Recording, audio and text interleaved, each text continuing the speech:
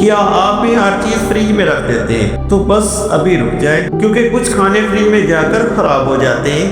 Double روٹی fridge میں رکھی ڈبل روٹی جلدی خشک ہو جاتی ہے اور ذائقہ ختم ہو جاتا ہے، اسے فریج کی بجائے ایئر ٹائٹ ڈبے میں رکھیں۔ کیلا فریج میں جا کر کالا ہو جاتا ہے اور پکنے کا عمل رک جاتا ہے، اسے باہر رکھیں تاکہ وہ قدرتی طریقے سے پک سکے۔ ٹماٹر فریج میں ٹماٹر کا ذائقہ ختم ہو جاتا ہے اور وہ ربڑ جیسے ہو جاتے ہیں، ٹماٹر کو کچن شیلف پر رکھیں۔ پیاز کو فریج میں رکھنے سے نمی آتی ہے اور وہ جلدی خراب ہو جاتے ہیں، انہیں ٹھنڈی خشک جگہ پر رکھیں، لیکن آلو سے دور۔ شہد قدرتی طور پر خراب نہیں ہوتا، لیکن فریج میں رکھنے سے وہ کرسٹل بن جاتا ہے، بس کسی جار میں رکھیں، کسی بھی کمرے کے درجہ پر اسے آپ محفوظ کر سکتے ہیں۔ آلو فریج میں آلو کا نشاستہ شوگر میں بدل جاتا ہے اور ذائقہ عجیب سا ہو جاتا ہے، انہیں فریج میں نہ رکھیں، کسی ٹھنڈی جگہ پر اسٹور کریں۔ کافی کو فریج کی نمی خراب کر دیتی ہے، بس کسی ایئر ٹائٹ جار میں اندھیرے میں اور کچھ جگہ پر اسے محفوظ کریں۔ چاکلیٹ فریج میں رکھنے سے اس پر سفید داریاں